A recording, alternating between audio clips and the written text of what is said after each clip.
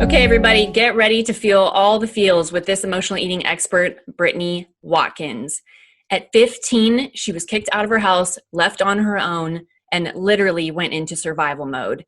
And she turned to food for comfort and safety and developed an extreme case of emotional eating. She's going to walk us through this experience and how she discovered an amazing, unique technique to get off of this emotional eating roller coaster. And she's going to show us how to rewire your brain so that you can feel safe and secure and loved without picking up the food.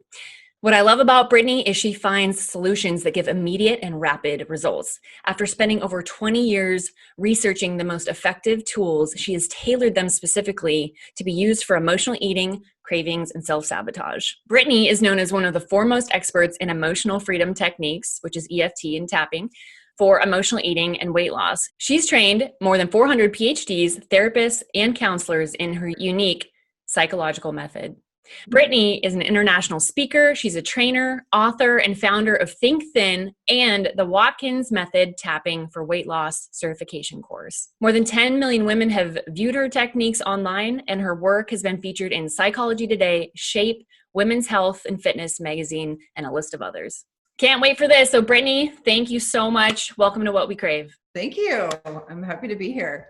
I cannot wait to hear your story, Brittany. I mean, the thought of being forced out on your own at 15, I can't even imagine. Tell us what happened and what brought you here today. So usually when I tell this story, I have a sort of smile on my face because, and it's a weird disconnect for people because the techniques that I use to overcome this trauma work so deeply that you actually can forget the bad things that have happened to you. And we'll talk about this later, but yeah, I mean, basically I was raised in a pretty religious household, started asking all the wrong questions and,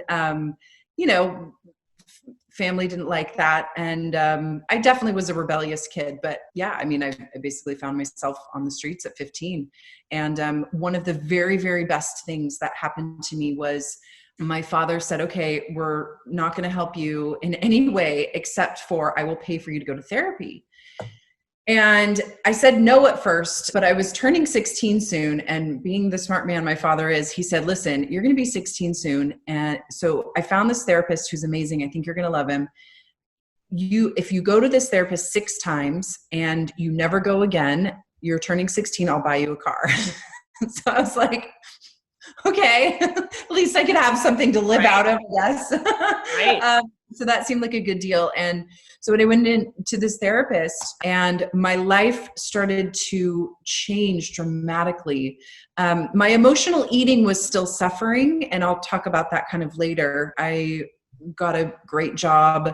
I, found an apartment. I was able to learn how to forgive my parents. I stopped feeling so angry. So all the yucky emotional stuff that had been stored inside and suppressed in me for so long started to release. It wasn't until a lot later, so from there, I kind of fell in love with the technique and, I had a different career, but this was the thing that I always did for fun. So like when my friends had a problem, I would like push them against the wall and be like, let me do this tapping thing on you. And so about 10 years ago, I finally decided to start a practice and to actually start helping people use this technique. So over the course of many, many years, I was feeling a lot better emotionally, but I was still emotional eating. And one of the things that I discovered was that the regular way of tapping or of EFT that's taught in traditional tapping wasn't working for my emotional eating.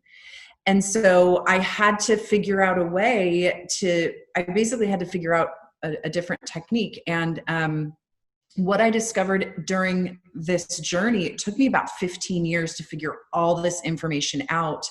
But what I realized is that there's 7 subconscious weight loss blockers that when you struggle with either extra weight or emotional eating, you usually have at least one, if not all of these subconscious weight loss blockers.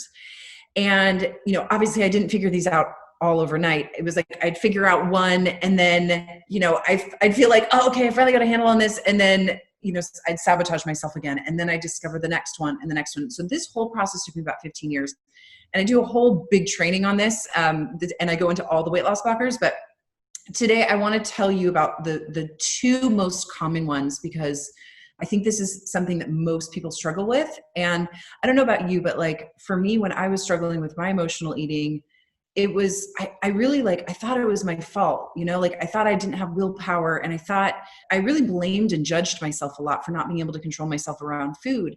And when I realized that it actually had nothing to do with my conscious behavior, it was all my subconscious programming, which we develop our subconscious programming from the age of 0 to 8 years old. And so a lot of my emotional eating had nothing to do with what was going on in my current life. It had to do with experiences and traumas that I had gone through from 0 to 8, well, 0 to 15, actually, a little bit later in life. And so once I put those pieces of the puzzle together and I started healing my weight loss blockers and my subconscious trauma, that's when the emotional eating stopped, and I didn't have to do anything consciously. And I think that's the biggest problem that people make when they're emotional eating is they tell themselves they shouldn't have the cookie, or they try to use willpower to stop it. Mm-hmm. And my willpower, I don't know about you, but like for me, when I was struggling with this, like I had zero willpower. There was no way if I told myself to do something that I would stick to it. And so I realized that if I was going to stick to anything, I almost had to trick my subconscious mind into just not wanting it. And so, I mean, yeah, I've probably read over 400 books on psychology and the subconscious mind, and, you know, how to rewire it. And I've got countless trainings in the subconscious brain and basically how to shift it to get it to do what you want it to do, because that was the only thing that would work for me. I couldn't tell myself to stop eating and follow through with that. So we're definitely gonna go through all those, which I'm so excited about.